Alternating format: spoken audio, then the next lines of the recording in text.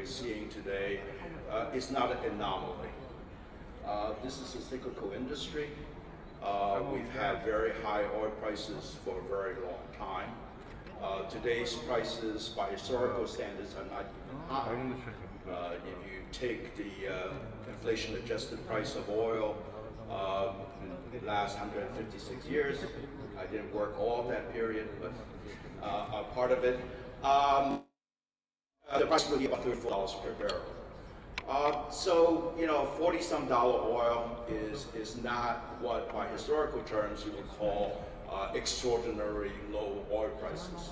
And given that it's a cyclical industry, these low to moderate prices are likely to stay with us for quite a long time. Yesterday, Brent crude oil prices dropped by 4%, partly because of some incautious comments that Mr. Sechin made about OPEC. But we're going to see low prices. When I arrived here on Sunday night, I asked some old Georgian friends, what does that mean for Russia? Does a financially stressed, economically weak Russia make Russia more dangerous or less dangerous? You're in a better position to judge than I am as a simple oil and gas guy. But that's an interesting question to ponder. Similarly, it will affect economies in this neighborhood. You think about the Caspian countries like Kazakhstan, Azerbaijan, and Turkmenistan that have relied, the economy has relied on what have been very high oil prices. They all have difficult adjustments to make. And that will, in turn, have an impact. Honestly, I think that's a very healthy adjustment they're going to have to make. There's been a lot of bad economic policies enabled by high oil prices that need to be corrected. But there will be an impact in the Caspian. And given the stress on oil and gas production, cost-effective infrastructure, particularly in oil and gas transportation, become even more important than before. And here, Georgia's location really matters, particularly for the Caspian region. So it's not, doesn't make Georgia less important for the Caspian. I kind of like to think of the Caspian as a wine bottle, and Georgia is the neck of that bottle. Without the neck, you can't pour the wine out very easily. Something to think about in terms of what's going on right now, the South Caucasus gas pipeline expansion, TANAP and TAP coming down the road, getting these infrastructure projects done in a timely manner, executed properly, is going to be even more important than before. I think I want to sort of endorse and highlight what Yogi's already said about the need during these volatile economic times to deepen reform. And not let the lack of progress in reform Georgia's future growth, particularly also in attracting investments from around the world.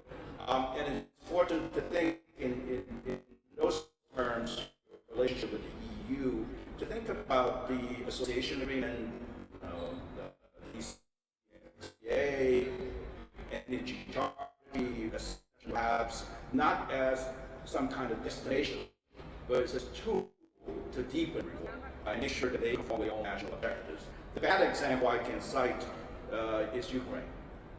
It was the Yanukovych government in 2011 that signed the energy charter treaty with the Europeans, and then did absolutely nothing about it the next 3 years.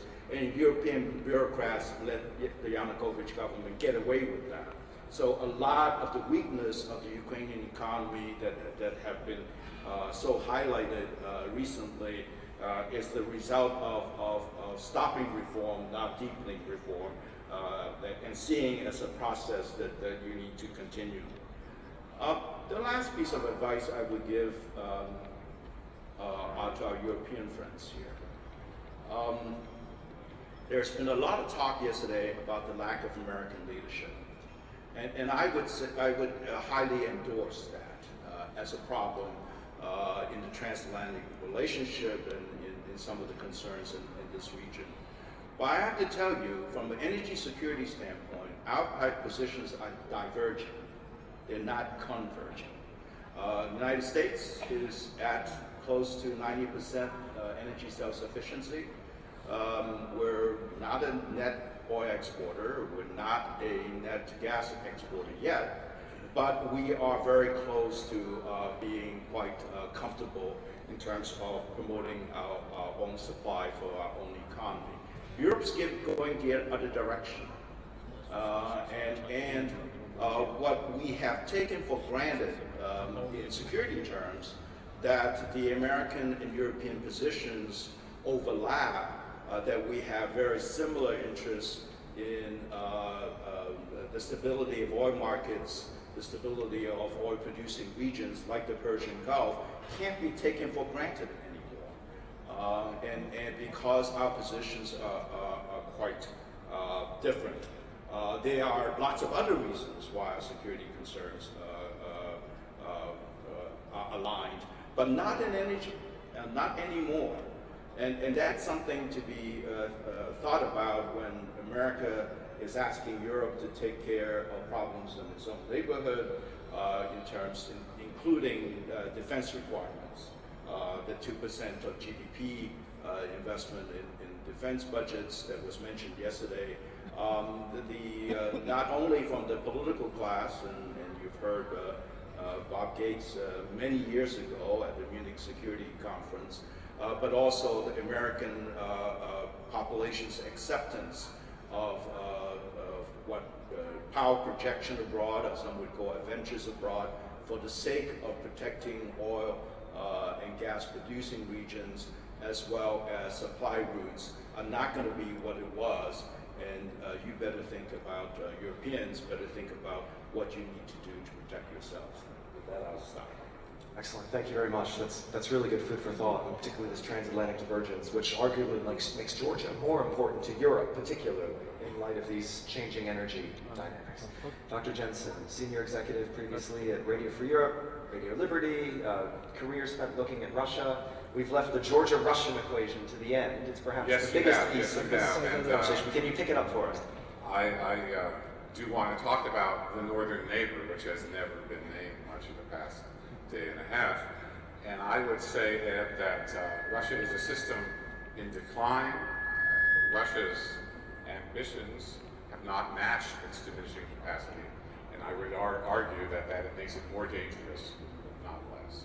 So let me give you the view from Moscow, talk a little bit about the domestic context, which is under some strain, I would say considerable strain, and then finally talk about some of the foreign policy implications.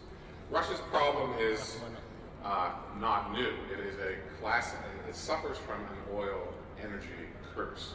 The tendency to live off the benefits of your energy exports and production and not use that money to prop up inefficient businesses, to encourage corruption, to squeeze out manufacturing, to diminish competition, and so forth.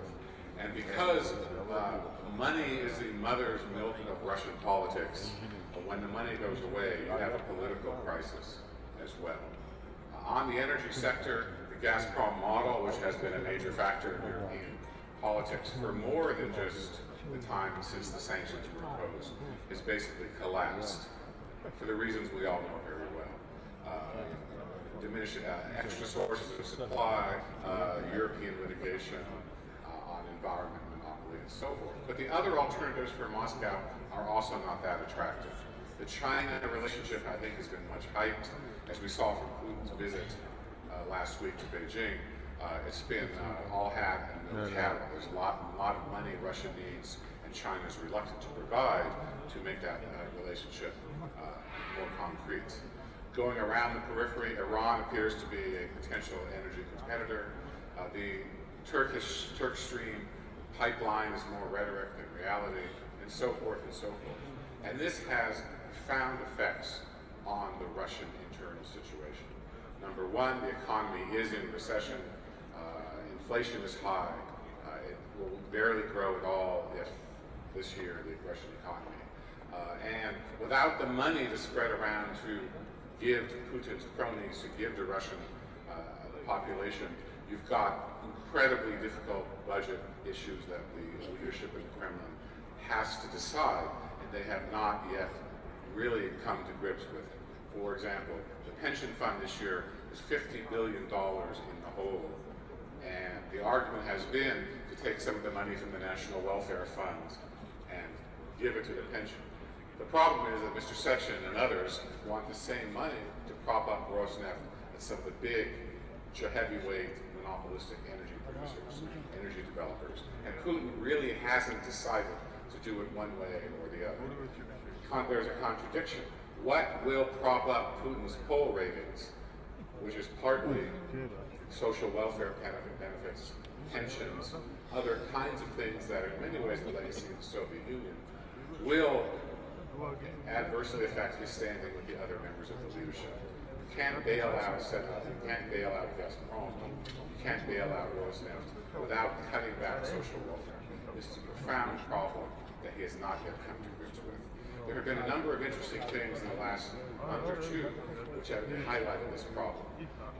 For a long time, Sechin and some of the other people, Miller from Gazprom, have been real heavyweights in terms of clout exerted in the Kremlin.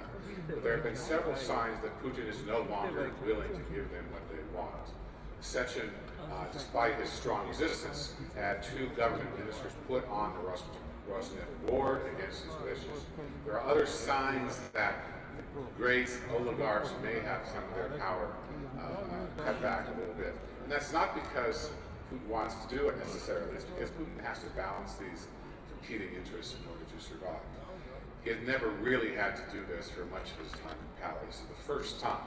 And if, as I would argue, this problem in the Russian economy is far deeper than the oil price or the sanctions, it's lack of competition. Above all, it's lack of capital investment. These problems are going to continue whether the oil price goes up or not. And finally, on foreign policy, I would argue that Russia is more dangerous as a revisionist power with great ambitions and less economic clout, because this is a temptation to be adventurous. We saw in Ukraine, we saw in Georgia, we likely are to see elsewhere, that if you have an adventure that props up Putin's poll rating, and everybody follows that number every day, 89, 88, 87, what does that mean? If you prop that up by invading Ukraine, if you prop that up by doing other things, that may, not will, but it may substitute for the declining standard of living for most Russians. So 3 questions really hang over this situation. Number 1, given, as most people expect, the economic situation in Russia will continue to deteriorate, not just for 2 or 3 years, but I would argue it's a systemic decline. Will the Russian population mobilize to do something about it? And that's a question no one has answered, no one really can answer. The second question would be, will Putin leave and when? I'm one of those people who thinks probably within the next 4 or 5 years he may retire and go off to his yacht or maybe asked to play golf. But that's not sure. The question of when he leaves, if he leaves, and how is a central question of Russian politics, which is not often said verbally, but often thought about and often quietly discussed. And the final question would be, and this leads into the next panel, even if Putin left, would that result in a democratic, more free, more open Russia? The argument, unsettled among Russia experts, has been, does Putin reflect a certain set of Russian cultural and historical values, or is Putin distorting those, or is it both? And even if there is a new leader, we are not sure what will happen if Russia will finally, if the northern neighbor will finally be pushed along the path, which would be both less confrontational with the West and more beneficial to the Russian people. Thank you. Thank you for making us more alarmed and worried than we were when we came to I want to stick in this. Terrific. We've got microphones on the sides. We've only got about 20 minutes because we've shortened up this panel to keep things moving along. I'm going to ask Mr. Karagice one question. Do people actually just line up at the microphones, if you would, on either side? That would be great. We'll come right to you. Mr. Karagice, just because we're here in Georgia, there has been some controversy about the role of the National Bank of Georgia in setting monetary policy, the value of the lari, etc. Without getting into all of the politics, do you just want to say 1 minute about the role of the bank in seeding competitiveness? And I mean, we've talked about these broader dynamics, but if you want to say something from your perspective at the bank. We did totally outstanding job. Yeah, definitely, because Georgia, as all other countries in the region, have witnessed a current account shock, which means that our export went down, remittances went down, so major sources of financing of our current account deficit has decreased. As a result, our currency has depreciated to cover up the imbalances. Of course, because Georgian economy is heavily dollarized, 60% of population having loans in foreign currency and revenues in local currency, basically for them the debt burden has increased proportionally, getting to the very social problems and social issues. Can we do much in this situation? In reality, the only long-term solution is to get the revenues flowing into the country back. For the small open economy like Georgia, it's almost impossible to artificially have the exchange rate fixed. As soon as you start to do that, basically you are playing against the market, and it's impossible to do that. And there is thousands of examples in economic history that it was not possible. Even for the oil-rich countries like and resource-rich countries like Azerbaijan and Kazakhstan, even they could not support the local currency with their reserves, and finally they had to devalue too. So this is basically the global trend that's going on, and the reason for depreciation is the economic shocks that we witness. Now the big question is, what is our policy response, and how good is the policy response? So it's and here of course there are a lot of question marks, and if I don't stop I can talk about that for 2 weeks. So I think I stop there. Thank you very much. Okay, we'll take two, please, sir. Well, right. I admire how Mr. Karagice converted this in a way that, well, there are many ways maybe, but our way is clear. This is the big part of the family of the Western democracies. Now, this is good to say, but also it's important to have a substance in it. Mr. Chow mentioned about energy community. He mentioned Charter Treaty, but he meant Energy Community Treaty, which Ukraine joined but have not done much during Yanukovych time, but now it's trying to catch up. Georgia been invited to join Energy Community Treaty back in 2006, and everybody in European Commission and European Parliament believes that for uncertain reasons Georgia is dragging its feet, and they are not certain whether it's because Georgia doesn't want to irritate Russia, because of course maybe Russia would not be happy to have transparency in Georgian energy sector, which is heavily dominated by Russian businesses, or for other reason, but it's fact that Georgia had been loudly invited publicly. There is a lot of quotes in the internet, anybody can find. Please join Energy Community Treaty. This will help Georgia, and I'm repeating the words of President Barroso, this will help Georgia to become more attractive for investors. This will help Georgia to have better governance. This will obviously help with off-record cash flow, which is a major instrument which Russia uses in the countries like Georgia and even in European member states. That's one thing. Second thing is, well, what does it mean to strive to be a part of the family? It means to think and understand how the country can be helpful.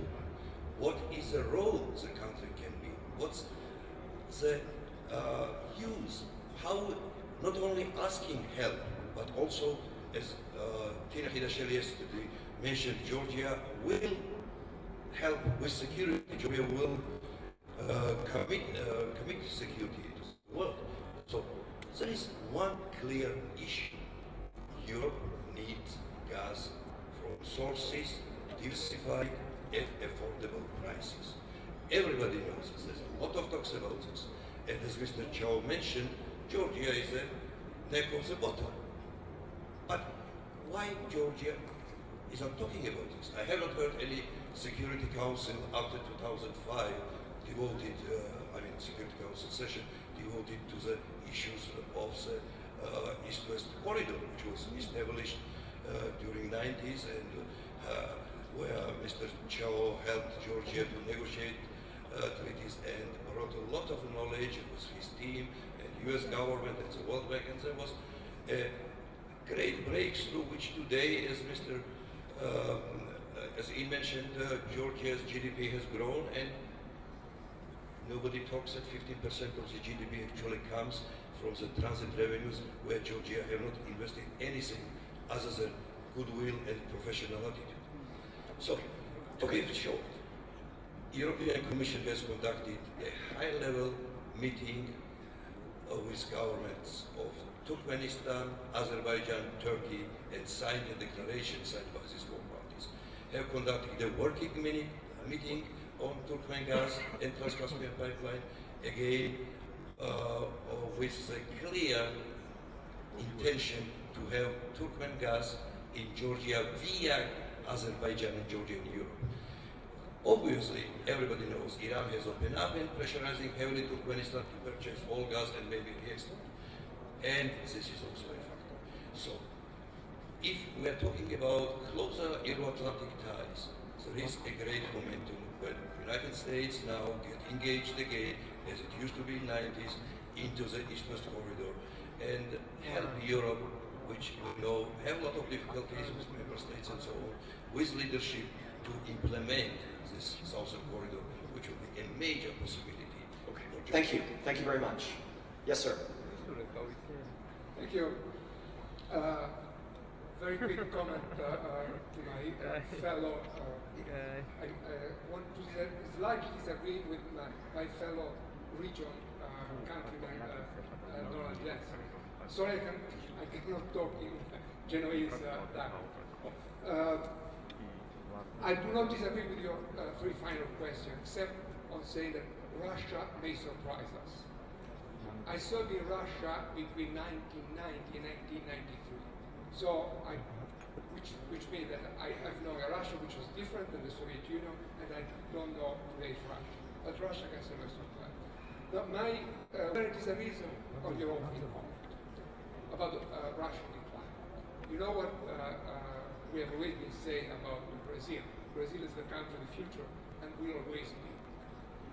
And we've been saying now for 20 years that Russia is a country in decline.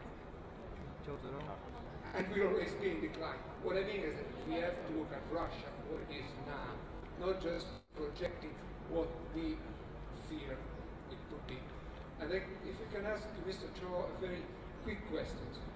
How do you see the effects of Iran opening on the Caspian region, not in general, regarding the oil and gas sector? Thank you very much. Do you want to start on both Iran and the question of energy investment? Yes. Thanks, Kogi, for correcting me. Yes, I did mean the European, the Energy Community Treaty, rather than the Charter Treaty. And again, the question is really, what are the policy instruments that the Georgian government would like to use in order to advance reform? And what does it do?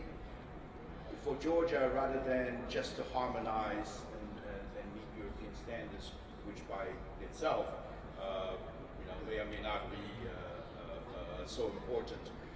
The analogy I want to draw would be the analogy of China joining WTO. Dan was on a Asia quite a bit, I believe. And in the way then Premier Zhu Rongji used WTO accession as a way to drive reform in the Chinese economy. And I think that these external influences can be very helpful in advancing the progress of reform and not allow it to stall in some fashion, which often happens in emerging economies.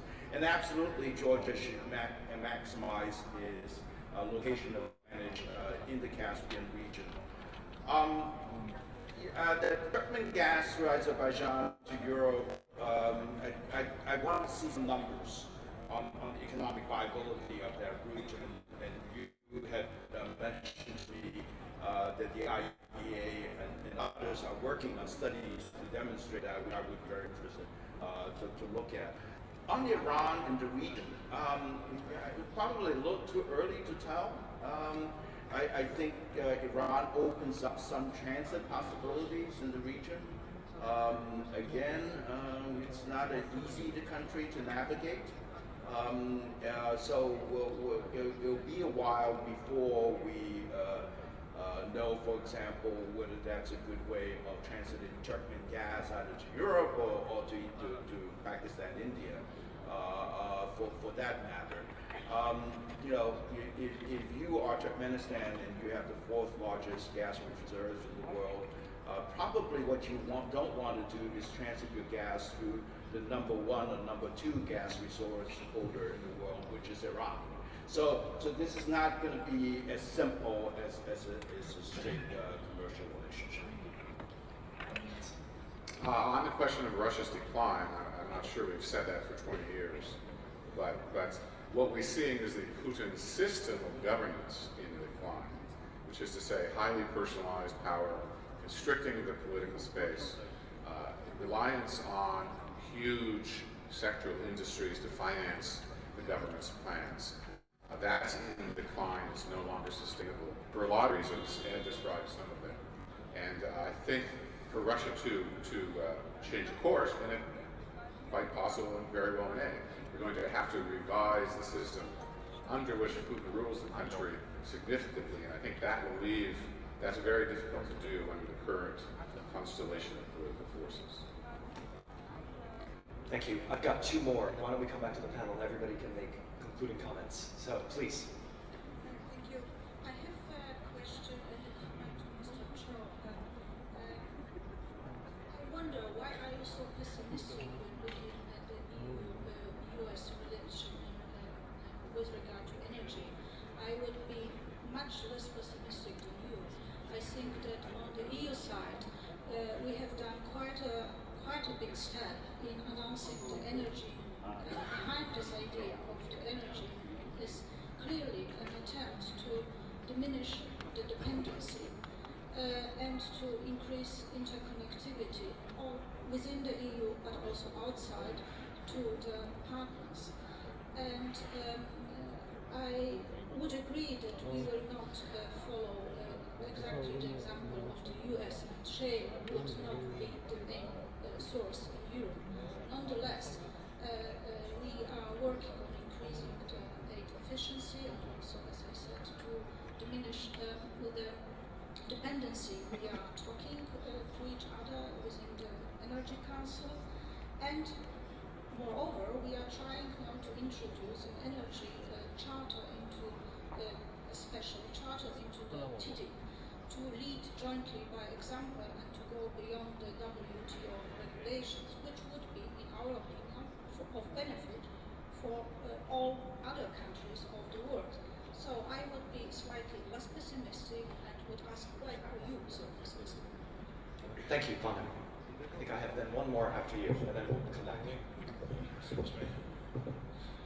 The transportation of Caspian gas and oil is obviously a big business in the region, and Georgia actually has a huge part to play in it. And you mentioned that right now, when the prices are low, the efficient transportation of this gas is extremely important. BTC acknowledged Russia for the beginning of that project, and the fact is that it's not very pleased with the fact that when it's top or TANAP or new ideas are coming into energy and transportation, Caspian region through Georgia to Europe, and obviously Russia has actually responded to the idea that Georgia might be transporting more gas and oil by simply moving its occupational line and incorporating this BTC pipeline into the occupation zone. And the response from Western world or the energy companies were very mixed, not really, I think, right and loud enough. And right now, when Georgia has a really important role to play as a main player in the transportation of this energy, now we have the section of the pipeline which is occupied by Russia, controls what might go through it. And what do you think the response should be from the Georgian government? So far has been very muted and very so-called conciliatory. Nothing new happened, that Russia can do this, nothing we can do, or what the Western companies or our partners can do in terms of securing Georgia's important role that actually provides Georgia with the security and stability and the important role to play in the region as the main partner in the transportation of gas and oil to European countries, etc. Okay, thank you. Last intervention, then we'll come back, please. Nika Chidadze, International Black Sea University. First of all, with your permission, I would like to make some comment, political character, about the possible resignation of Comrade Putin, etc., etc. In my point of view, if Comrade Putin resigns from this post, I think that it will not resolve the problem of confrontation between East and West, because after the disintegration of the USSR, when Comrade Yeltsin, Boris Yeltsin was president of Russian Federation, during this period, Russia implemented indirect aggression against Georgia, against Moldova, and conflicts in Transnistria, conflict in Abkhazia and former South Ossetia autonomous region. They were held in the beginning of 90s. As a result of it, it was an ethnical cleansing of Georgian population on the territory of Abkhazia, which was after, by this way, confirmed during the OSCE summits in Budapest and Lisbon, accordingly in the years of 1994 and 1996, and brutal action of Russia in Chechnya within the period of 1994-1996. And I think the main issue here is not only the personality of Putin, but in the imperialistic ambitions of Russian Federation.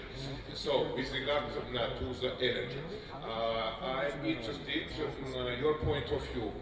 Can energy, by this way, plays a decisive role in the decreasing the confrontation between East and West, taking into consideration that one of the main reasons of the disintegration of USSR was decreasing the prices on oil at the end of 80s, despite the war between Iran and Iraq, when, for example, one barrel of oil in 1986 was cost about $10. And the result was that within the period of 1985-1988, the budget deficit of USSR has been decreased for about 5 times. And later, Soviet Empire agreed on the withdrawal of their troops from Afghanistan, Central and Eastern Europe, unification of Germany, etc., etc., etc. And when, for example, Comrade Putin did his speech in Munich in 2007, it was a period when the prices of oil were high and more than $100. And before the military aggression against Georgia in August of 2008, the price of oil was about $147 per barrel. So it somehow permitted to Russia to fight not against Georgia, but against the West. So, and in your point of view, by this way, can this energy factor play a decisive role, in the decreasing the confrontation? Thank you very much. Thank you. Excellent. Thanks. Can you back clean up for us? Because a lot of those were for you, but I want to make sure everybody has a little shot. Can I start with Ian, and we'll just go through, please, just 1 or 2 minutes, please. Actually, I'll probably get to steal your lines, but on the question of whether the energy issue is going to be decisive in the way that Russia behaves, I think the big difference between the Soviet Union under Gorbachev and Russia under Putin is Putin.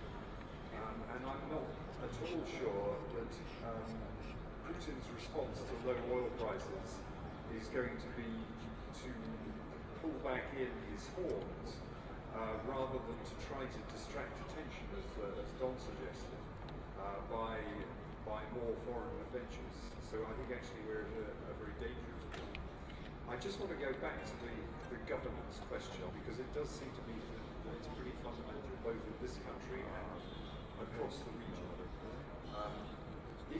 If your systems are too open to capture rivals, whether that is because your energy sector is dominated by Russian interests or whatever, the risk is that you end up taking decisions which are contrary to your economic political interests. And I would argue that a lot of European decision making on what to do about Gazprom has been much too influenced by the fact that Gazprom has been at both ends of the pipeline and in the middle. Please. On the question of energy as a foreign policy weapon, I think it's likely to be less used. You're not going to probably see the kinds of energy shutoffs you had in 2008 and 2009 in Ukraine and elsewhere. Partly because Russia doesn't have the capacity to do that but wants some revenue streams coming in. We haven't talked about Russian soft power this morning. And one might argue that the rise of soft power, information war as a foreign policy instrument, is a choice made because other instruments, perhaps energy as a weapon, are less useful or they're less willing to use. On the question of Putin versus Russia, we have the problem of Russia's aspirations, not even Russia, I mean societies apparently, aspirations to be a great power, and Putin's role as the leader of this society. They're not the same thing. And there are plenty of examples of countries that once were great powers that have become productive, normal members of the international community, Germany and Japan. Putin, however, has, I think, a very personalized system, an ability to exceed several times, which makes it a dangerous situation, because where he doesn't always act the way you would expect, given a similar set of circumstances, the way other leaders would act. Thank you. Kurt is giving me the look, which means the yellow light is flashing. Mr. Cunningham. I'll try to be really short. Our history of the last decade shows that the country which was fully dependent again on Russia in terms of trade, energy, and so on and so on. We could survive, we have survived full embargo, energy embargo, trade embargo, and so on and so on. So we can live without any single market, in particular a market like Russia, which is very politically driven in many senses. What we need to do, we need to have enough skills and know-how to produce competitive goods and services. If we produce competitive goods and services, then we will not be dependent on any country which can be then used as a political influence in this part, in this term we're talking about Russia. And the only way to do that is in the short term, to import the know-how and technologies, which means to open up the markets, to open up the borders, to invite as many investors as possible, and in the medium term and the long term, to invest heavily and a lot in the education. I try to be short and maybe merge some of the questions. There's nothing worse than quick slow. So, I mean, first of all, I didn't mean to be pessimistic about European energy reform in terms of its internal market. That's not what I meant.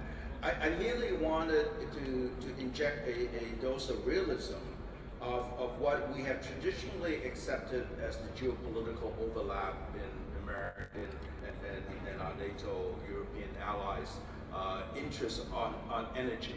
The United States is no longer the world's largest oil importing country. For a long time, we thought we were going to be the largest oil importer indefinitely. China last year passed the United States as the largest oil importer. This year, China will import more oil from Saudi Arabia than America. What is the geopolitical meaning of that? I mean, we're just beginning to think about it. In Washington, we don't have the answers, but I'm just suggesting that this is something that Europeans should watch very closely. Taking care of your own neighborhood means taking care of, for example, concerns instability in North Africa, and not expect, as you did a few years ago on the Libyan operation, that there will always be America there to backstop European defense capabilities or lack thereof. Similarly, when I worked in this corridor in the 1990s, I worked in Kazakhstan, I worked in Georgia, Azerbaijan, and so on. It didn't matter to America where the oil was going to come from, or indeed where the oil goes, as long as we were the largest oil importer in the world, we have a stake in seeing more supply come on the market. That's not true anymore. You know, the question is, you know, does that matter? Does that matter in terms of the BTC pipeline security concern? There's no American companies in the Shah Deniz consortium. Why should America care? Is it Europe's job now, if the Southern Corridor is important, to step up and address some of the concerns that was raised? Lastly, I'll give you what might be a contrarian view about the Soviet Union and Russia and oil price drops. The problem for those economies wasn't that oil price dropped. The problem with those economies was the oil price rise. What happened in the 1970s, enabling the continuation of what was already a dysfunctional Soviet economy, so that they didn't move on to reform, so that when the price dropped, as it always does, the system was not resilient enough to handle it. And similarly, the last 3.5 years of very high oil prices, I think makes it tempting for that system to believe that reforms were not necessary. Indeed, high oil prices gave you leverage, gave you instruments of power that wasn't previously available. Now it's not there anymore. But I'm not a geopolitical expert enough to know what that means in terms of future Russian action. I leave those things to Don and other experts. Thank you. Could you join me in thanking the panelists? Thank you very much.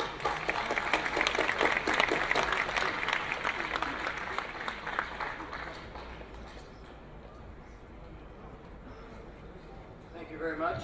And we're going to move straight on to our second panel. So if I could ask that group to come up to the stage here. Pablo Demes is going to be leading that discussion. We're going to continue straight on, and then we'll take a coffee break afterwards.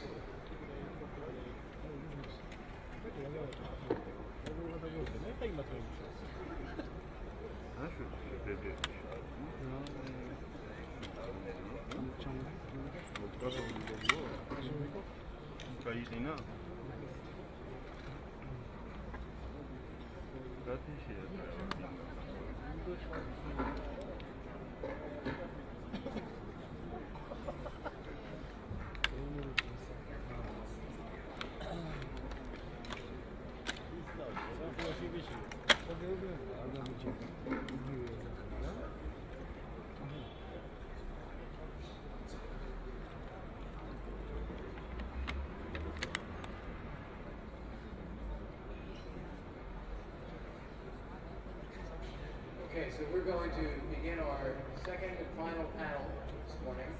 This one focuses on the democracy and civil society.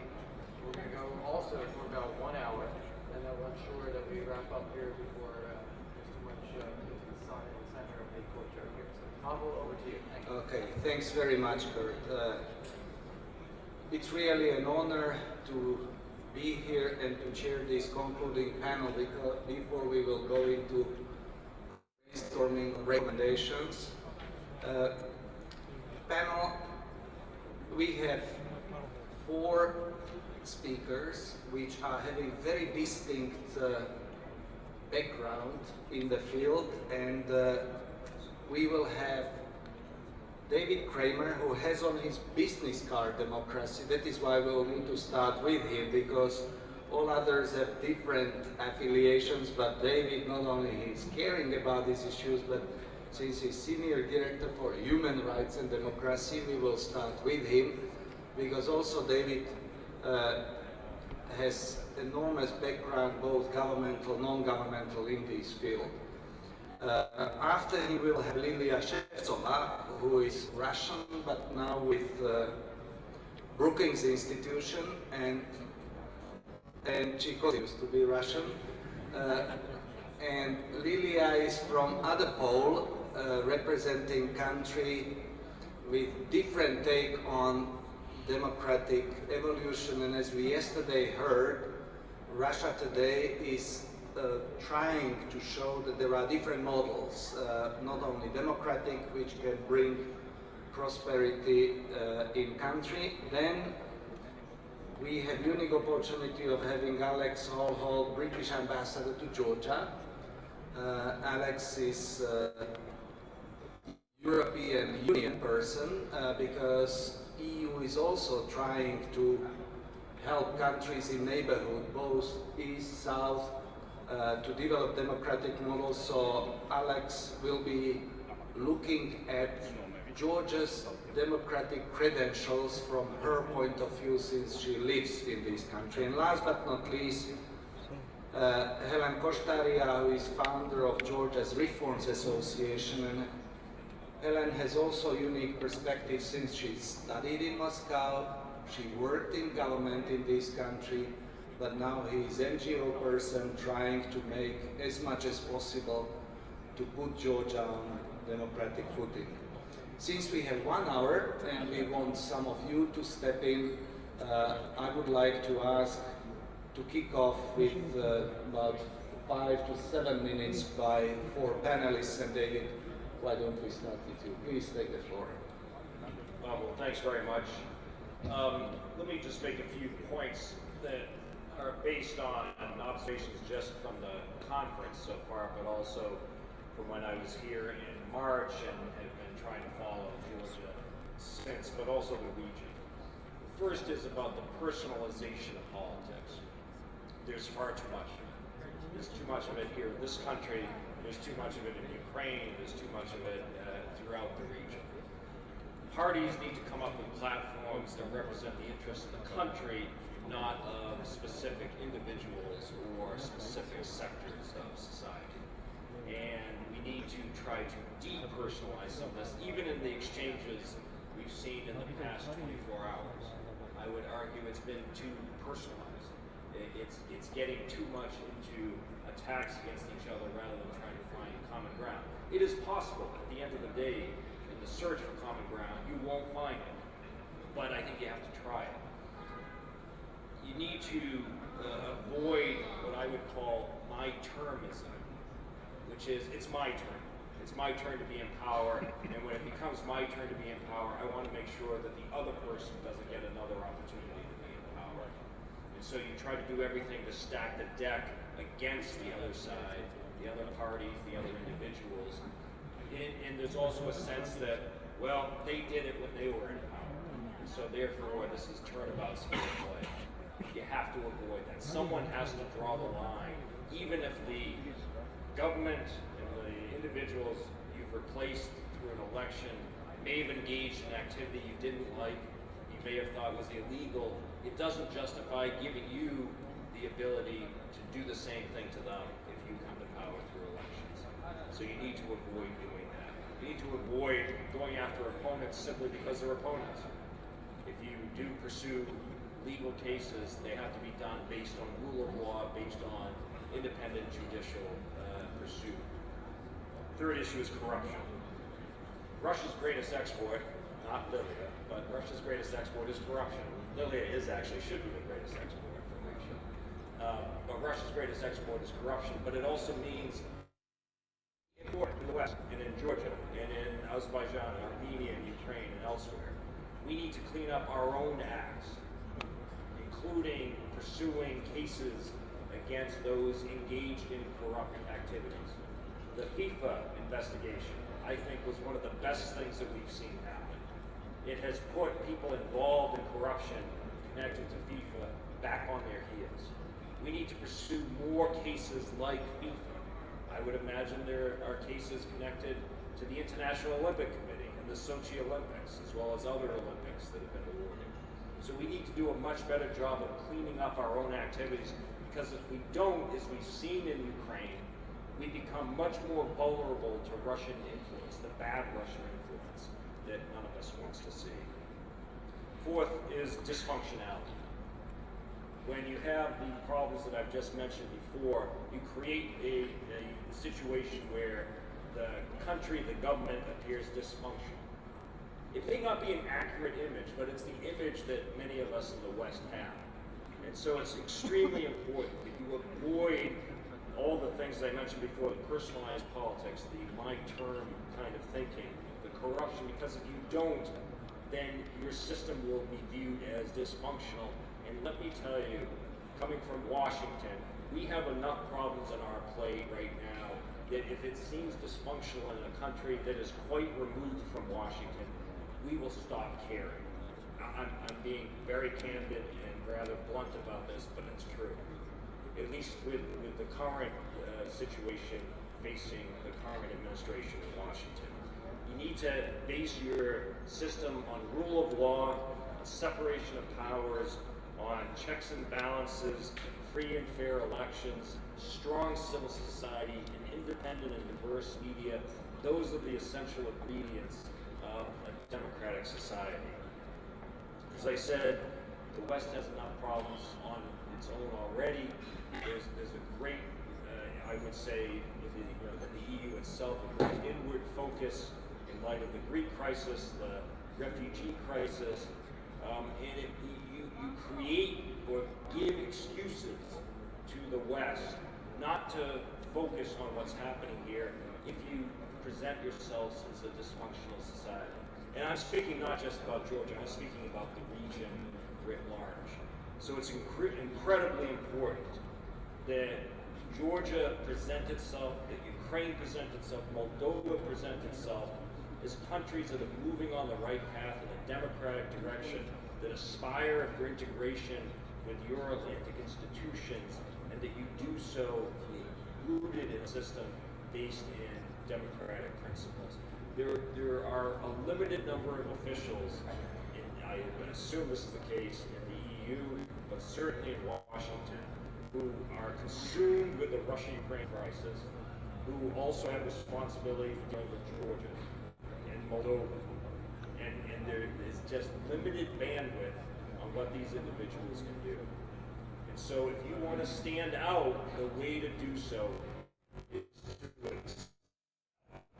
to show that you are a positive example that the West will want to get behind support. So I strongly urge that for all the countries in the region. Thanks.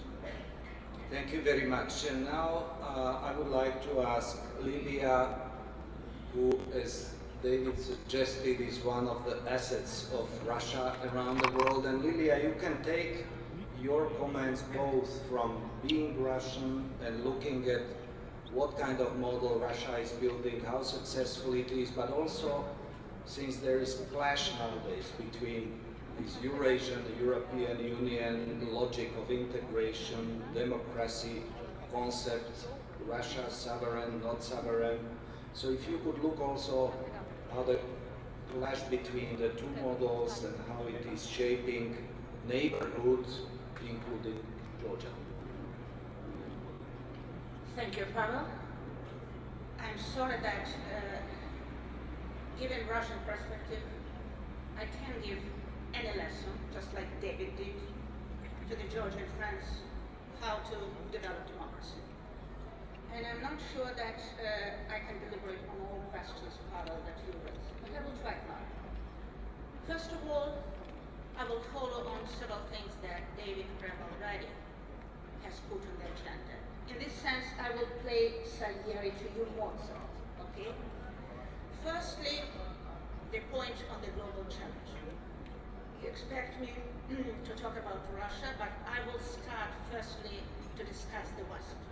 So what does global challenge today mean? I would argue that our discussion yesterday and today has clear response and answer to this question. The colleagues on the panel have been discussing the wobbly West, have been discussing the lack of vision, weak leadership, lack of coherent strategy on the West, on the part of the West.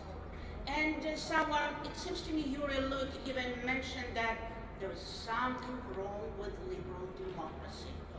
I could, even prolongate the list, talking about deficiency of the liberal democracy, paralysis of the European Union, retrenchment of the United States, inability of the key Western powers to answer not only the geopolitical challenges that Russia, China, Iran present, Libya, Syria, etc., but inability to answer the civilizational challenges. We have to be crude. Well, I don't have time for being, subtle now. We observe the crisis of the current model of liberal democracy. Big crisis. And there is nothing political about that. Nothing at all. Because the liberal democracy and liberal democratic civilization, went through crisis twice in the previous century, successfully. And it appears that crisis, its majesty crisis, is the only way to re-energize, to reproduce, to reinvent any political order, including the Western liberal order.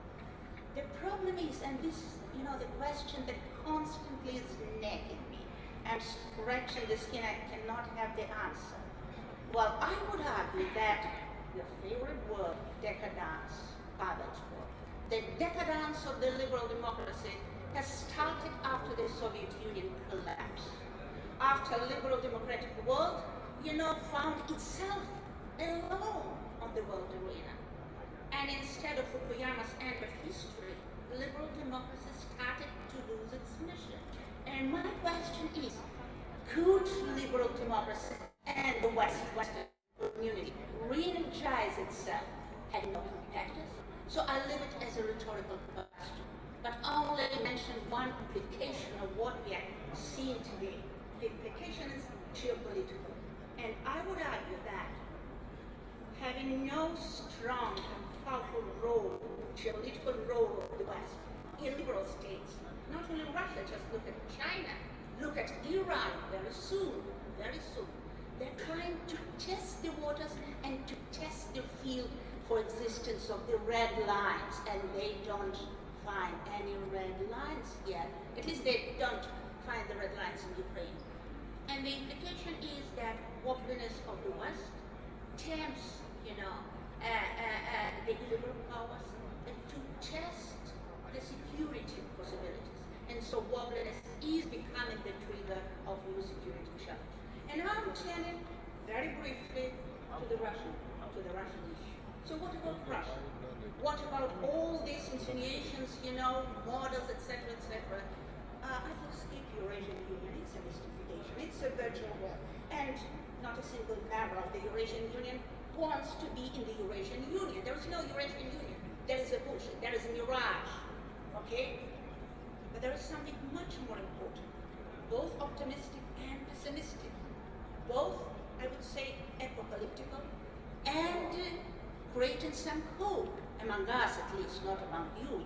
So firstly, for the first time in Russia's history, Russians as a nation, maybe still not a nation, but as people, majority of Russians, are ready, despite of being zombied, despite of being demoralized, despite of being confused and dragged by Crimea and by all other, TV propaganda, etc.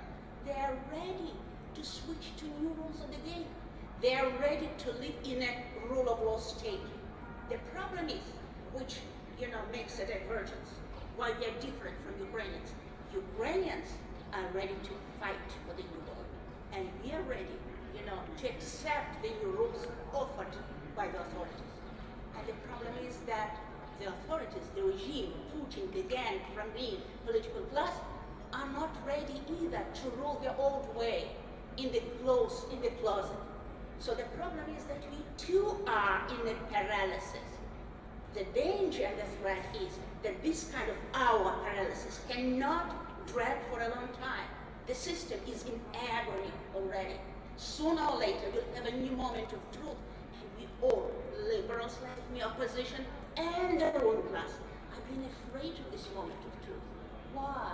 Because we know that the so-called frozen empire, petro-state, will crash, will crumble. And we have to build a nation state. And we are very much afraid of this process of finding Russian national identity. And it seems to me that the West has been afraid of that too. And second thing, also positive and negative at the same time.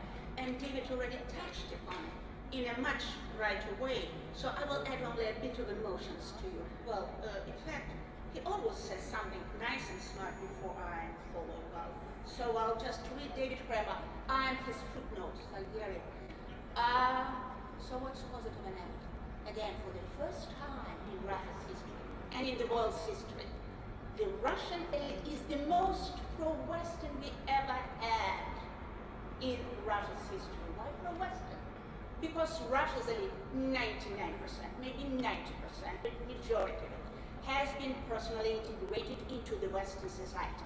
As Usmanov and Abramovich, the richest people of the UK, as Londongrad, as Berlingrad, we are building Parisgrad, we are building Courchevelgrad, Siciliagrad, and we are hiring huge and powerful business, political, pundit, journalists, etc., representatives of the Western community. The most powerful laundry machine in Europe, not in America yet, I hope, because David is cleaning the space in the United States.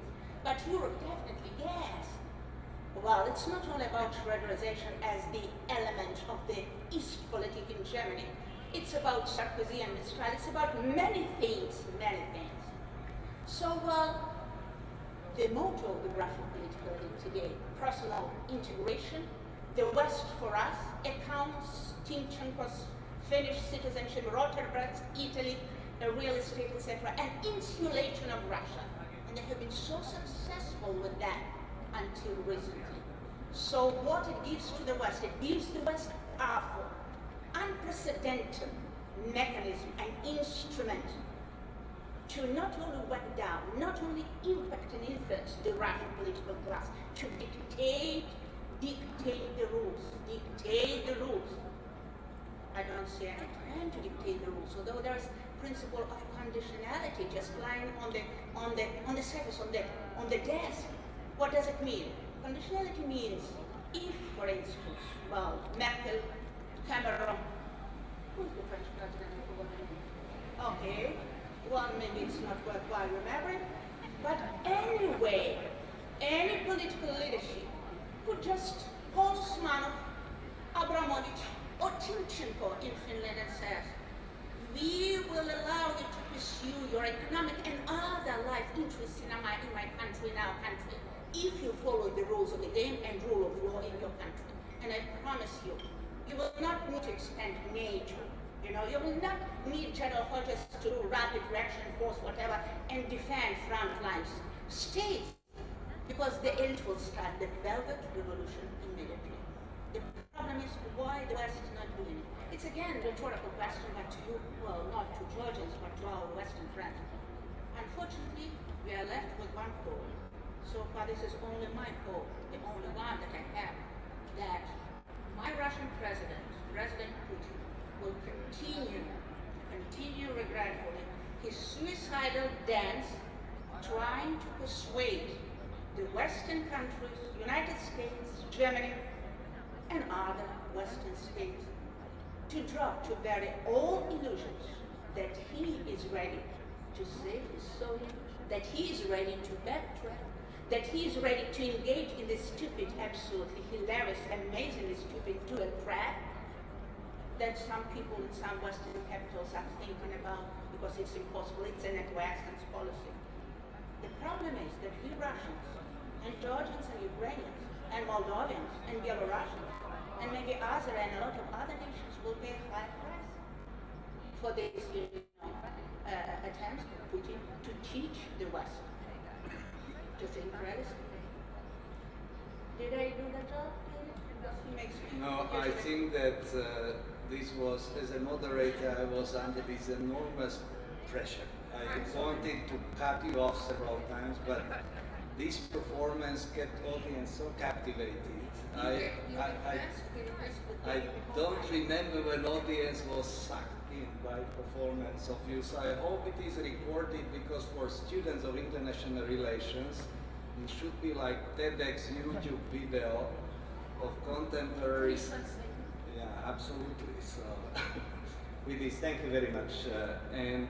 Now, Alex, you heard American, Russian perspective. You are in a unique position now. You can bring in EU values, EU position, talk a little bit also how EU conditionality vis-a-vis Georgia can be translated under the circumstances of crisis of liberal democracy, as Ilya suggested, or as what David was doing, that we need to fix some of the shortcomings also on our side. So in circumstance, being an ambassador, be very critical, and how do you take that post-democracy? Thank you very much. It's somewhat daunting to follow after the last two speakers. Thank you for giving me the opportunity to take it down to a more practical and pragmatic basis, which is classic British way to begin. I'm also a bit annoyed because when we were preparing this panel, I was told David would be speaking about US policy and Russia, and I've had to rip up my notes and start again because nobody has kept a script that I thought we were being asked to talk about. So I will freelance a little bit too. First of which is to say that I think the crisis of liberal democracy is a little bit overstated. Sure, we're facing some challenges now. We're facing unprecedented security challenges, internal challenges, and I wouldn't claim that we ourselves are perfect liberal democracies, by no means. And coming from a country that has an unelected House of Lords, a monarchy, a privileged media organisation, the BBC, and no government that's won a majority since 1935, I can't claim to lecture anybody on democracy, but you know it when you feel it. I just think the way that Europe's handling the migrant crisis, we can all wring our hands and say it's a disgrace, and some of the images have been truly appalling. But the ship of state is turning, and my country, which a majority of citizens are absolutely adamantly and furiously hostile, and there is a very fierce debate about immigration, and yet there is now a public campaign to respond to the crisis of tragedy on the east and the south, and we are bit by bit turning. Germany has shown unbelievable leadership and generosity and compassion. Italy has been doing it for months, so has Greece, and France has announced new intakes too. So I think we actually do get there, and we live up to our values, even if our instincts, our better instincts usually come out in the end. I had originally been asked to talk a little bit more about Georgia, and precisely because I don't think I'm in a position to preach, and none of us can claim to come from a perfect democracy. I'm not going to go into detail on specific controversies, though every single day one of the delights about being here in Georgia is there is always a fresh controversy every day, and the audience here knows exactly ones that usually make the headlines. So I'm just going to make 5 points about Georgia and then what I think the EU can do to help. And the first one is that I'm a little bit more optimistic than others. I think if you judge Georgia on the absolutely most fundamental level, do the citizens of this country have a chance to choose their own government through regular, free and fair elections? Do the citizens have access to enough information to make a relatively informed choice? And do political forces, civil society and the media have a chance to comment, debate and challenge the government? I would say on all those 3 criteria the answer is yes. Is it perfect? No. Are there occasional events and incidents and things that happen which call into question some of that? Undeniably, yes. But in terms of the core ingredients, I would say Georgia has done an astonishingly good job. And I've had the privilege of observing 3 elections in my time here, and each one, I would say, has been a little bit better than the one before. So, yes, there may be room for improvement, as there is in my own country, but I would also say just in the direction is there scope for more reform, undoubtedly. And Freedom House's own rating shows that very steadily Georgia is progressing in the right direction.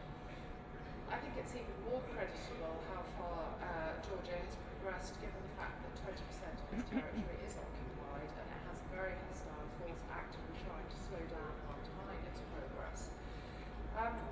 But if you judged, and Georgia is undoubtedly the leader in the region and should take real pride in its achievements, but if you judge Georgia by where it wants to be, I would pick up 3 areas where I see challenges. And the problem with this is that these are things that can be legislated into being.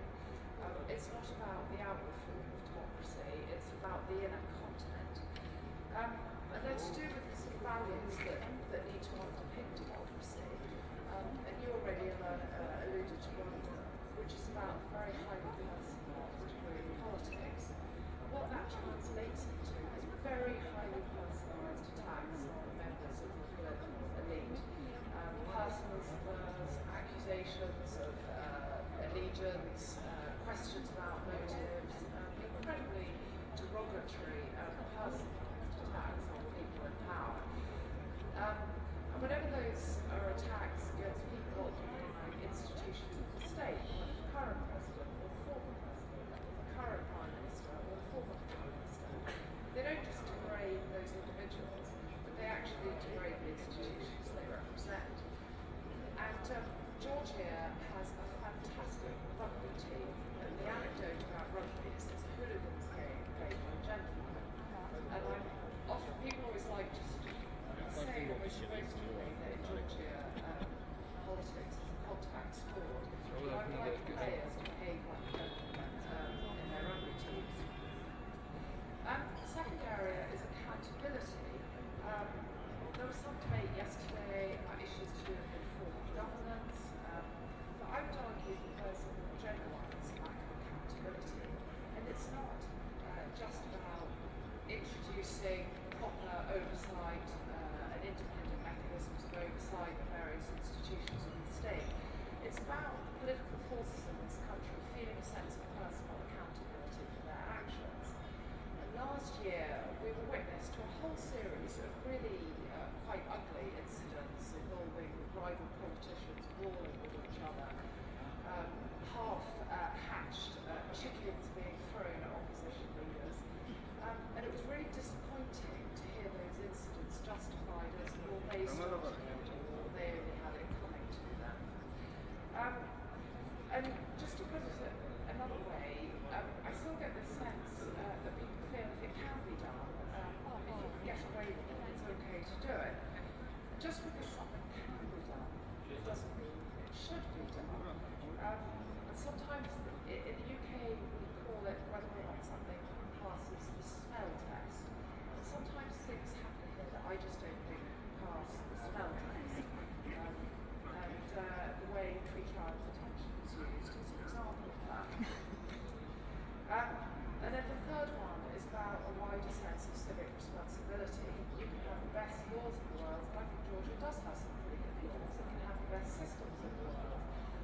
And it can also have a very dedicated set of public servants, and I think Georgia does have a set of dedicated public servants. But none of it will work. Citizens of Georgia don't themselves feel some responsibility to make it work. And this isn't really a democracy measure, but to illustrate the point, any foreigner coming to Georgia always goes away commenting on the way people drive and the way people litter the countryside with no apparent regard for the impact on everybody else. And that lack of sense of personal responsibility to making the systems work. Georgia has laws against littering, it has laws against it.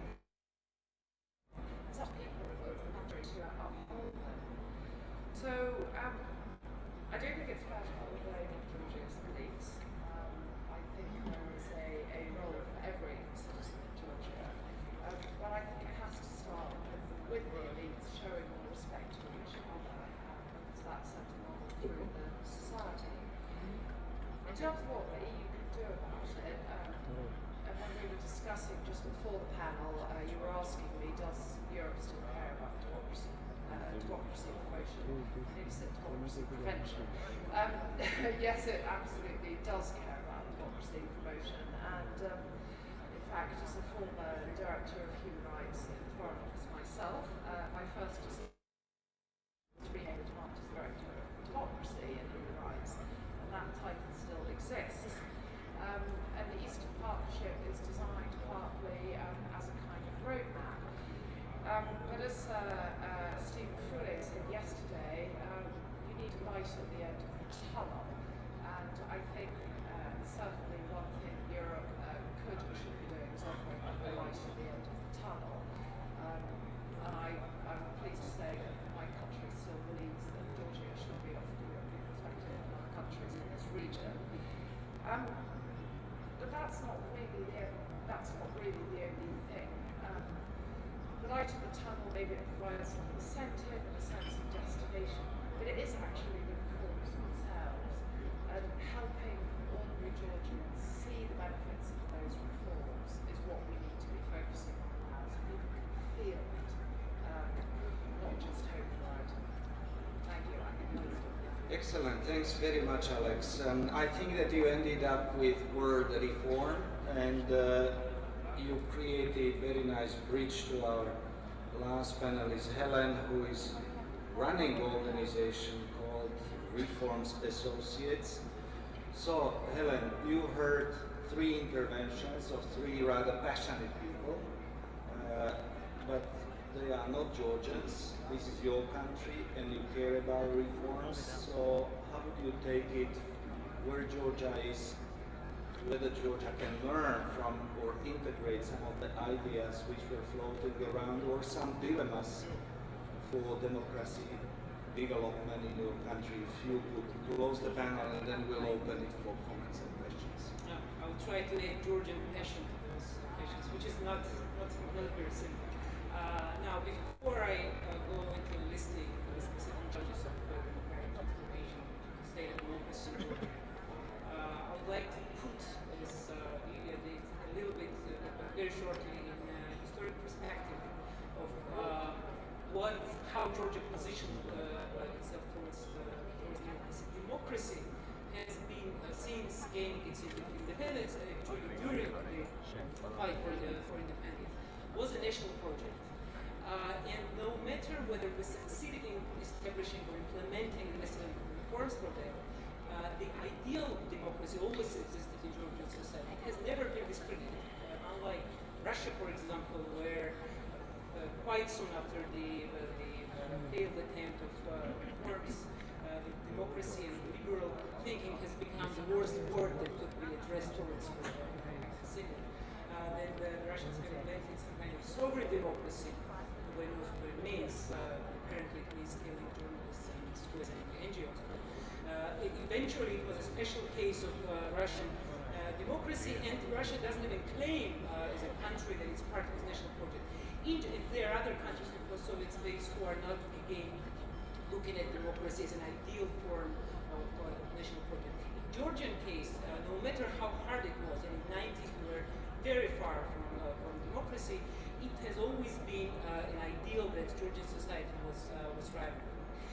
We saw democracy not just as some procedures, but as a lifestyle, as prosperity, security, European values that we were taken during the Cold War from the movies, from the books. So it was something very emotional, even at the times when we didn't really know what democracy entailed. And that's very important because what we're facing now, it has challenges of discrediting the idea of democracy, not just backtracking on where they are. Now, the biggest message of where we stand was the Rose Revolution, which positioned very clearly, politically and institutionally, Georgia between the two choices. On the one hand, we had a choice of post-Soviet corrupt dictatorial country, but something in the middle of Soviet and democratic state, and from the countries between the concept of Europe all-faded peace, which was in the making in the 90s, while the Baltic and Eastern European countries were in the process of integration into Europe. And Baltic inspiration, Baltic case was the biggest inspiration for us because it was exactly a post-Soviet state that succeeded in realization of those ideals that we had. And eventually, between these two national projects of post-Soviet or European democracy, we chose, and it was the loud voice of Georgia through the Rose Revolution, that we are going back to European history. Now, I'm not going, of course, into details about how it succeeded in practical implementation, what were the mistakes, and of course there were a lot of mistakes. But the key what happened during the Rose and in the process of the Rose Revolution was breaking this notion that democracy cannot live in a post-Soviet state. That it's something that can only be in the western part, it's for some other kind of people that live in the western part, not in this part of the world. And we saw, and we broke it not just generally, but we showed them that you can live without paying bribes. And now we have a generation that is not, just doesn't know how to pay bribes. And you can live where you respect your police and not hate them because they are part of criminals. So we showed with a very simple and strong example that a post-Soviet person with a very volatile security environment can actually practice democratic practices. Now, of course, we live in a certain security context, which is absolutely interlinked with our democratic future. And though Russia failed to obstruct Rose Revolution right away, I think they have very strongly and in a very sophisticated way readjusted their strategy towards color revolutions and toward Georgia, particularly Rose Revolution. What they have done, they have combined the hard and soft powers to fight this democratic and European strike power countries. I will not talk about hard power, though I don't think it's fully absent, and I think the hard security threat still exists. But I will a little bit talk about what soft power entails, especially now. First of all, what Russians through the soft power are trying to do, it's a gradual and low-profile, unnoticed change of political landscape in Georgia. And no matter how far we go into assessing the current government, no matter whether we talk about conspiracies about one particular oligarch, or no matter who we like or who we don't, it's a fact that in the current government, you have at least a group of clearly pro-Russian forces who are quite outspoken, with time more and more increasingly outspoken about pro-Russian possibilities. It's a fact that you have demarginalized Russian discourse. Pro-Russian option has become part of Georgian political discourse, which was not the case several years ago. Nina Burjanadze, the very day when she came back from Moscow, was dead as a politician.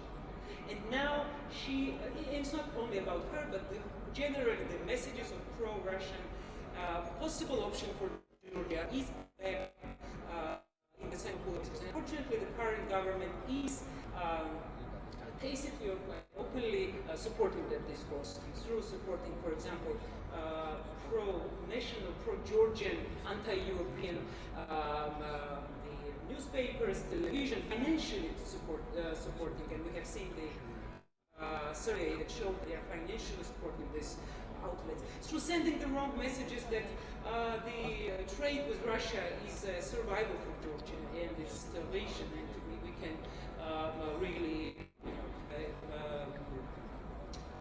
create our economy based on trade with Russia. So creating illusions that you can normalize relations with Russia and become NATO member, and so putting first Russia policy in our pro-Western course. Now, what Russia is doing, the second thing is eroding the political, discrediting the idea of democracy. And it's doing it through, first of all, showing that, well, you may be doing it, but look, democracy increases your vulnerabilities, and your security is worse with democracy. And even when you look at Ukraine, the message is that Russia is strong, maybe not good. It may not be likable, but it's strong and the West is weak. And this, especially in the situation where you're occupied and you have this fear of war, this vulnerability message works quite well in the public, and some data of public support are quite concerning. And the second, and it's happening in a situation, and it's a final point, it's happening in a situation where democracy, state of democracy in Georgia is slowly degrading and backtracking without special international notice. Now, and I will just list and agree with you in the whole picture that you draw. It's exactly the basics of democracy that are now in a very concerning and dangerous state. First of all, informal, the shadow prime minister, which is, I mean, the politicians, and even yesterday, are saying that, look, he is a respectful person and people are listening to him. No, he's taking decisions. And the very moment, for example, the Prime Minister decided he doesn't like the President anymore, the whole team of the government, the whole machine of the government went against the President and saying that how you can dare saying anything when we put you in your position as a President. So even legitimization of people were questioned because he was created. And it's terrible to look how these institutions are being weakened. The second, it's political persecutions. And it has, you have political leaders outside the country, you have political leaders in prison, and you have, I'm not talking about procedural strong violations against the United Nations movement leaders, but I'm talking about the violation of constitution. The former mayor of Georgia is sitting more than constitutional term allows, which is 9 months. He's sitting more than a year.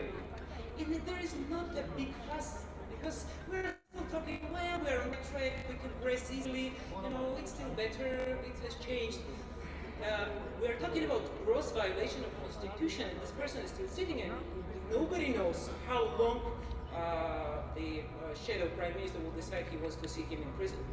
The third point is media, and again, we see a very gradual step-by-step attack on media, on Rustavi, and it's not that the government is going through, some the soldiers or some policemen attacking the media, but it's creating financial problems, attacking them publicly, now seizing their assets, and squeezing and not giving the possibility to really be the TV they choose to be.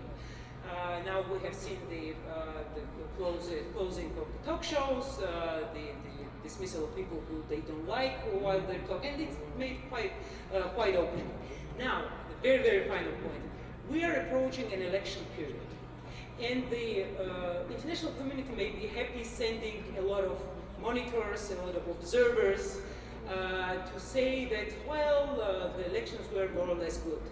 But the elections will not be falsified massively. They will not be rigged on the day of election. But how you can conduct elections when the opposition leaders are not in the country or are in prison, when media is squeezed, and the hate speech and violence is cultivated in the country. So gradually and slowly, without naming it, actually we may lose the biggest guarantee for democracy, which is change of powers through free democratic elections. And I'm sorry for being... Excellent, Helen. I think that this was very open and tough analysis of the situation. We have now about 15 minutes for comments, questions, but please, since we have only 15 minutes, if you could make your points in 1 minute rather than additional speeches, because it would help also panel them to respond and elaborate on them. Please line up 1 minute interventions. If possible, question. If I may be first, I'm Yuri Presik from NATO Liaison Office, Czech citizen. I have a very quick and rather provocative question on democracy, because this panel is called Democracy, and I apologize to all of the Georgians because it's not connected to Georgia. I just want to ask, don't you think that we in Europe, let's say, very much politically correct and let's say, in light of protection of human rights, we don't want to call things as they are, and we kind of lose common sense. And just a quick example, the current migrant crisis in Europe, we see that there's countries in Southern Europe that don't oblige with their, they don't fulfill their obligations stemming from Schengen Agreement, right? That they protect their borders, so that they protect also our border, like Czech border. And these countries are not criticized. And on the other hand, we have a country in Southeastern Europe that tries its best to protect its border, to fulfill its obligation from Schengen Agreement.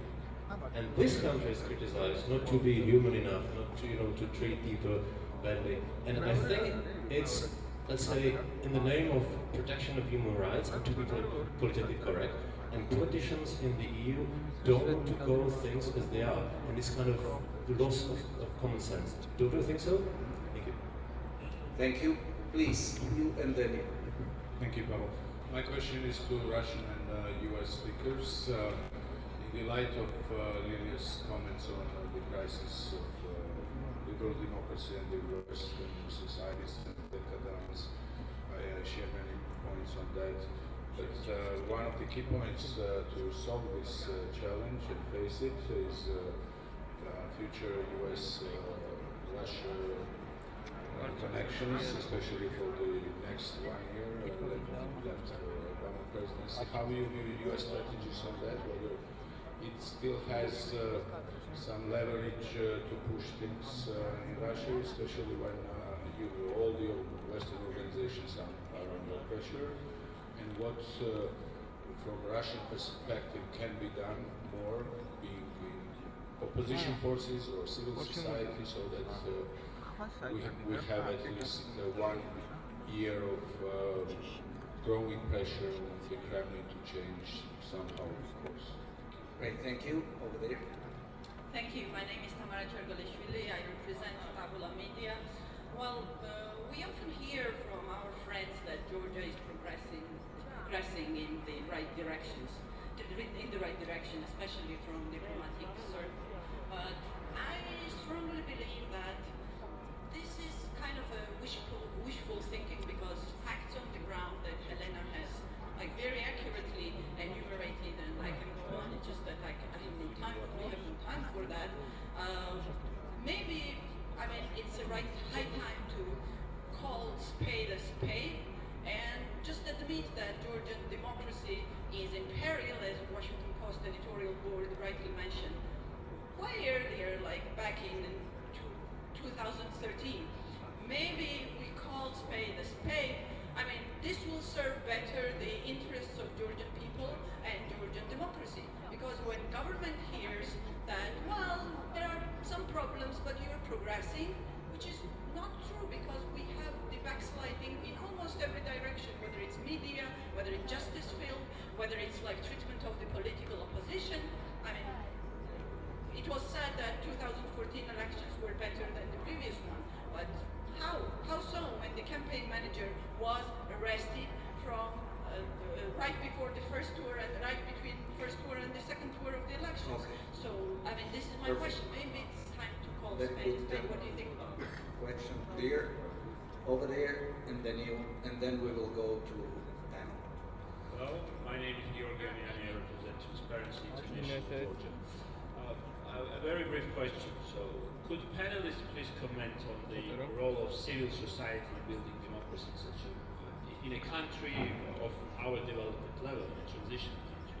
Because in this country, we believe, my personal view is that the civil society has a role to play. It's a very important actor, and what we have witnessed, and I think Helen has witnessed on herself as well, the civil society, some of the very strong representatives of civil society have been attacked by the unofficial ruler of this country.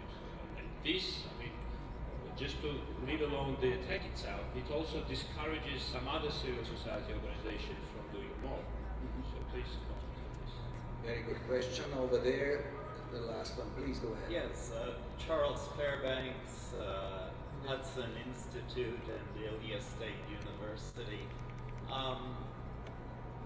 I have to say that the notion of Ms. Khoshtaria, that the national movement was a defender of free media, and this government, its dismantler, is a real shocking Orwellian inversion of the truth.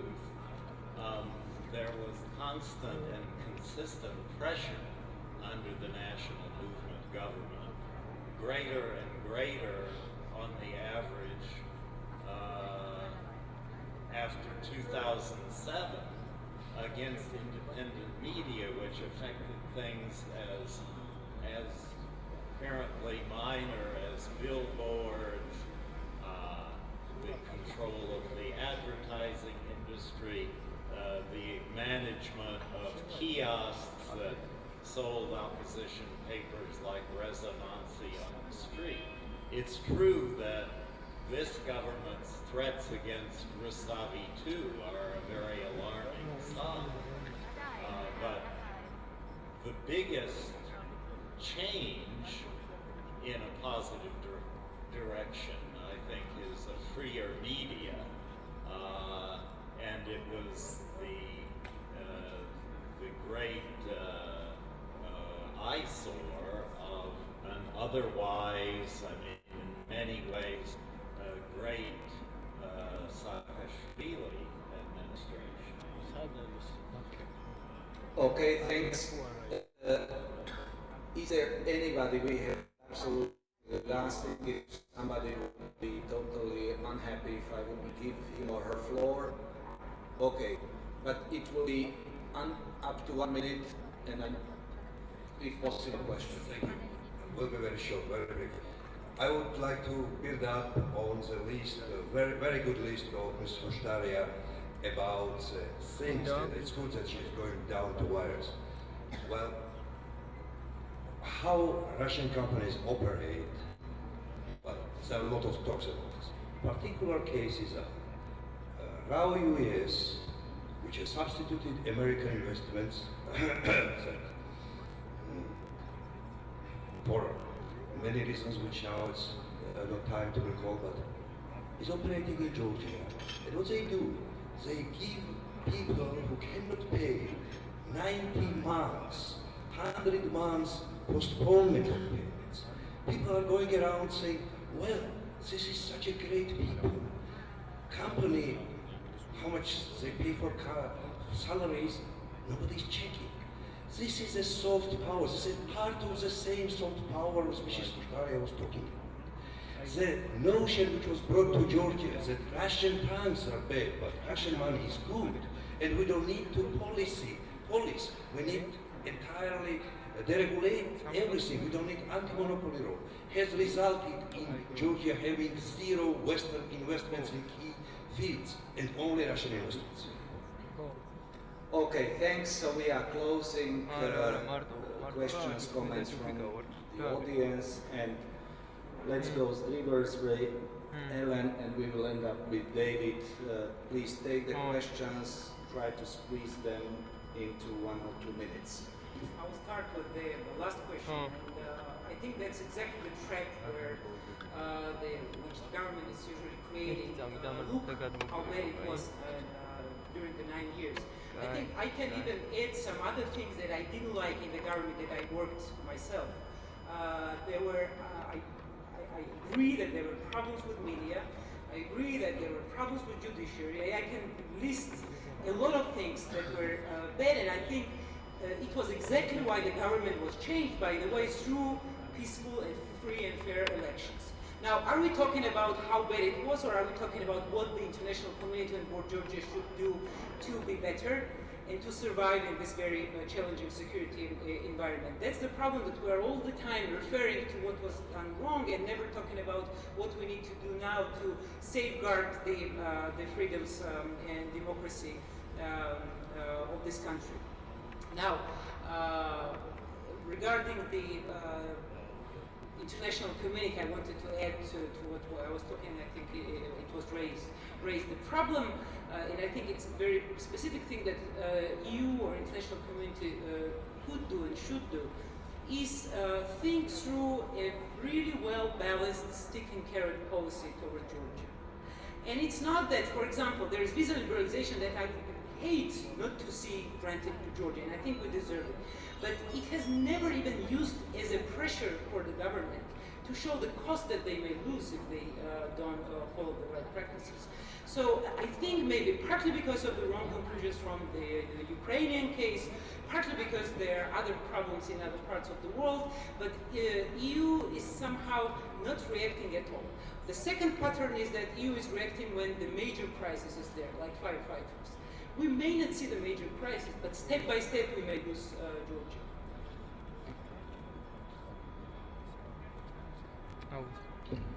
Very shortly on the EU and political correctness. I'm not going to comment on the EU and the migrants crisis, but my hunch that the EU policy towards Russia and towards the Eurasian region really confirms your observation that political correctness and pragmatism dominates. But I wouldn't blame the EU bureaucracy for that, because, well, as I see it, the EU as the construct, as the project, on the premise that it should be, a pragmatic league. Secondly, on the question on the role of opposition and civil society in Russia and whether it can influence the Kremlin policy, my answer is not. When you are being whacked down and when the political scene is turned into the Sahara Desert, hardly you can influence the Kremlin. But the irony is that the Kremlin fears unstructured social moods. And social society definitely could be formed together with the opposition when the tide of anger comes. And well, I do believe that it could happen pretty soon. Alex?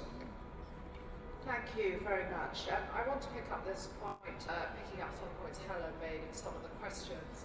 Are we in the EU, for example, being too complacent? I think I made it clear in my remarks that just because I thought the overall trend and direction of travel has been positive in Georgia, it doesn't therefore mean that we think every single thing is perfect. And just because you don't see us taking action doesn't mean we are not taking action. And I would argue that some things have happened that you may not have seen, but have actually meaningfully resulted in a change in policy.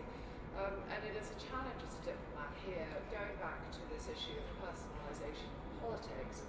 There was a really unfortunate phase where I think diplomats were in grave danger of becoming sucked too closely into the political debate, of being labelled as pro-UNM or pro-Georgian Dream or pro-this or pro-that. It is very frustrating. We cannot simply comment on every single thing that happens every day, but it doesn't mean we're not watching it, it doesn't mean we're not concerned by some things, and it doesn't mean we're not doing things about it. But I also agree you're right to challenge us, and you are right to challenge when is the right time to be a bit more forceful, when is the right time to imply a little bit of direct pressure. That is certainly something I agree we should constantly be thinking about. So, for example, Tamar, to take your question, you're right, we should be looking at that, and we're going into an election year.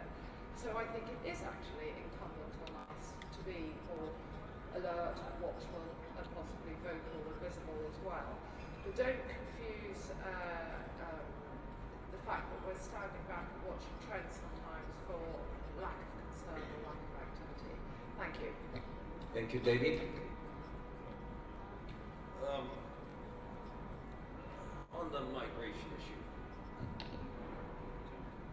this is a problem that is stemmed from the complete failure of the international community to deal with the war in Syria, the crisis in Syria, including a total failure on the part of the government of the United States. And as a result of that, I think all of us, Europe, the United States, everywhere, have an obligation to deal with the consequences of what is a humanitarian catastrophe. And it shouldn't have taken a picture of a 3-year-old boy drowned in the sea of Turkey to mobilize the international community into doing something. We should have been doing something far earlier. We should have been living up to the statements that leaders have made, including, again, my president. And failing to do so has given a green light to the Assad regime, to ISIS, to anyone else to engage in gross human rights abuses that should not be tolerated in On the U.S.-Russian relationship and U.S.-Georgian relationship, which wasn't really asked, but it's relevant, I think. I would say, having worked all 8 years in the Bush administration, the problem with Bush policy, the Bush administration policy toward Georgia was it was an over-personalized relationship. It was a Bush-Saakashvili relationship. The problem with the current policy is that there isn't a policy. We've sort of gone from one extreme, not the opposite extreme, to a different extreme. And the United States needs to fix that. We do need to show more interest in this region, not just in Georgia, but in the region as a whole. And it's unfortunate that it took a Russian invasion of Ukraine to mobilize the United States more into showing interest in this region. That is symptomatic of problems we have seen throughout the period of U.S.-Russian relations. And on that issue, I don't know if it's optimistic, pessimistic, I think U.S.-Russian relations are in for years of trouble. As long as the Putin regime, and not just Mr. Putin, but the regime around him stay in power, the ability of U.S.-Russian relations to take a positive trajectory is incredibly limited. And I hope that the United States will take a firm position in opposing not just Russia's invasion of Ukraine, but Russia's efforts to violate the sovereignty and territorial integrity of other countries, including this country, more seriously. That it will impose more sanctions under the Magnitsky legislation for gross human rights abuses in Russia, where we have only put roughly 30, 40 people on the Magnitsky list, which is far too few. We need to be speaking out much more forcefully about Putin's efforts to do anything to stay in power, from cracking down on opposition, to cracking down on civil society, to cracking down on the media, to invading his neighbors, to supporting Assad in Syria, including, apparently from recent reports, sending Russian troops into Syria to prop up the Assad regime. Anyone who thinks that we, the United States, the West more broadly, and Russia can cooperate on Syria is delusional. Putin wants to keep Assad in power because he's afraid of the dominant. He was terrified, of course, by the color revolutions that started in this country in 2003, continued into Ukraine in 2004, but then unfolded in the Arab world in 2011. The last thing he wants to see is another Arab leader, a like-minded leader, who will use anything at his disposal to stay in power, to fall from power. That's why he supports Assad. The base in Tartus is relatively meaningless. He wants to make sure there is not regime change in Syria. He wants to make sure there's not regime change anywhere, for that matter. Russia has actually become a rather conservative force in trying to protect the status quo around the world, and trying to block efforts by local populations, whether it's Syrians, Egyptians, Libyans, or Ukrainians, Georgians, or Moldovans, to live in a more democratic society. And Putin, I would argue, is, as a number of U.S. military officials have said, an existential threat. Because of the capability Putin has, but because of everything he's trying to undo that we support.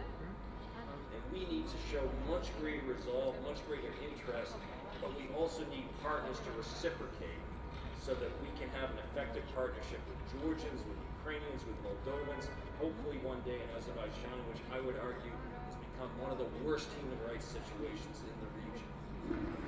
We need to do a much better job of supporting Belarusians and others who want to live in a more free society. There are Russians, not just Lily Shevtsova, whom I have the utmost respect and admiration, who want to live in a better society. We need to support them in everything we can, and that means not just providing assistance to opposition figures or civil society activists, it also means imposing consequences against the bad guys. And Putin is a bad guy. There's no question about it. There need to be consequences for leaders, authoritarian leaders, who engage in gross human rights abuses, who can't respect the sovereignty and territorial integrity of their neighbors. And as long as Putin shows a total disdain for not only his own citizens' lives, remember what he did in 2012. In response to the Magnitsky legislation passed in the United States and signed by President Obama, despite his objections to the legislation. What did Putin do? He banned the adoption of Russian orphans by American citizens. He imposed a penalty on the most vulnerable segment of Russian society because he didn't give a shit what happened. You have to be honest about what's happening with leaders like Putin and take a much firmer stand to support people here in Georgia, in Russia, and everywhere else, and recognize that we can't always look at the silver lining with relationships with authoritarian leaders. Sometimes taking a firm stand is the best way to promote change that will come indigenously, not from outside. But if we don't show support for the principles on which our countries are founded, then we're betraying Georgian Democrats, Ukrainian Democrats, and Russian Democrats as well. Thank you very much. As a moderator, I would like to make concluding statement. If you have smart and articulate panelists, it makes you happy as moderator. But if you have smart, articulate, passionate and caring panel, I will never forget this Courtyard of Rooms Hotel. And thank you very much also for your engagement. And we are going to have coffee break, but before that, let me help you to congratulate fantastic work.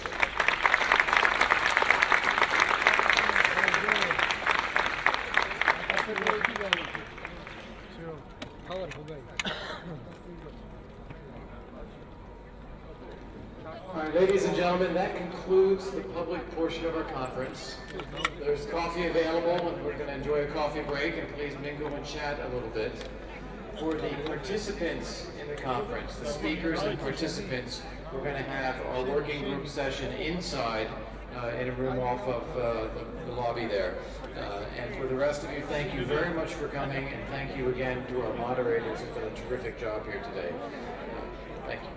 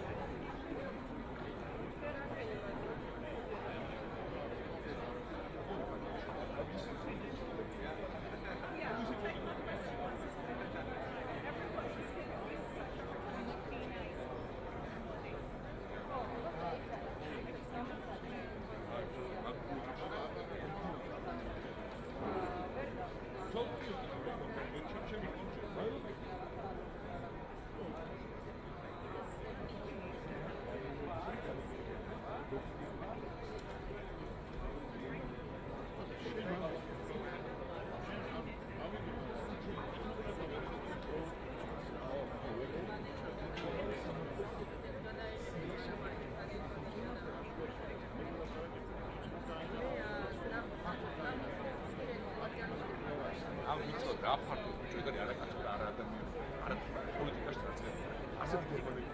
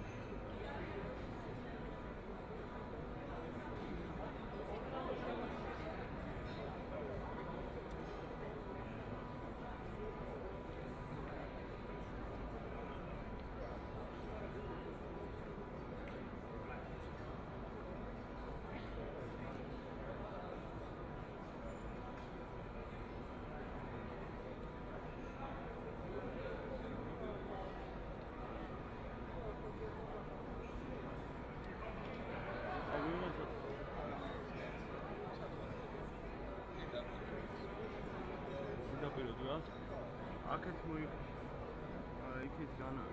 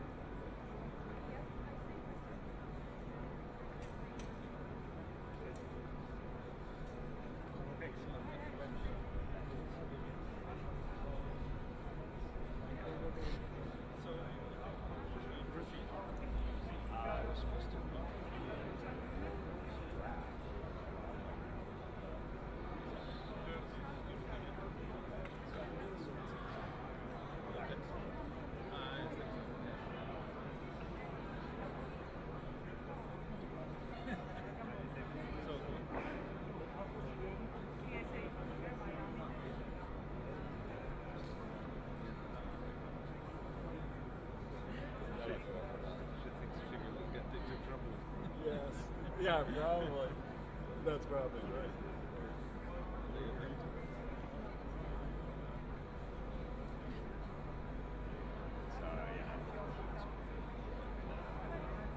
So what then is free time? Yeah. In the evening there is dinner. Okay.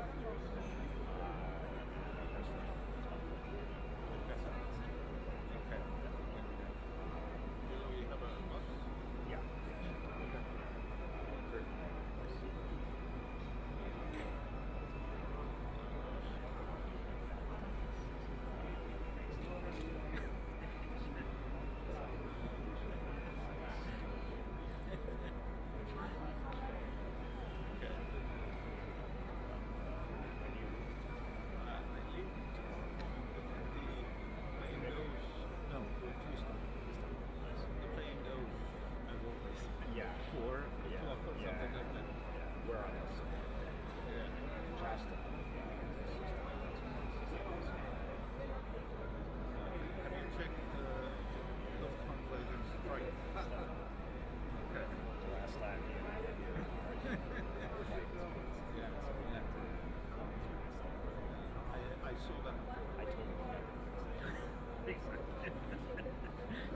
Apparently, for 2 days this week, they're striking. Like, exactly.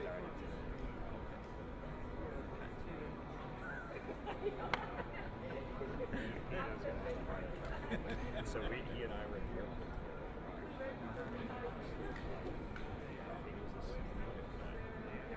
We sat on the plane, sat there for a while, pulled back. I fell asleep. The next thing I know, we're pulling back. And I thought, boy, that was pretty great. We discovered we were still in Tbilisi. And then totally.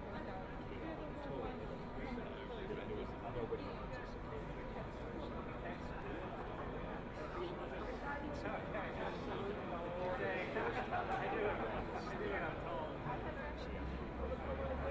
Stefan was there. He was great. I thought he worked.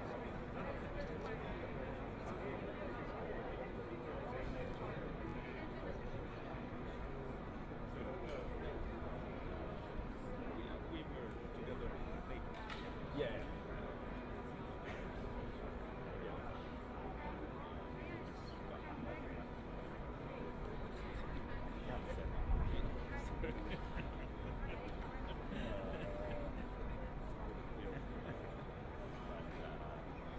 Did it take you some time when you left the government? Some winding down period?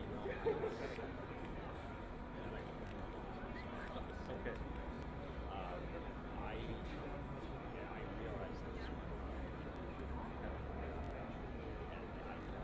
I went to Florida.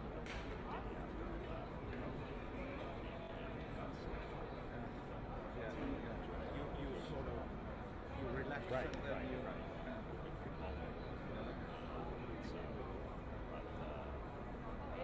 It didn't take me, because I had been Yeah. So for me, it was I had to run through the State Department a few times.